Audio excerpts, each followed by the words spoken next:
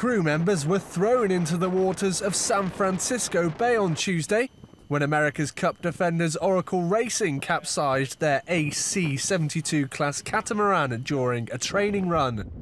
According to team officials, the boat had been in the process of turning away from the wind when it rolled over. There were no injuries of any serious nature reported.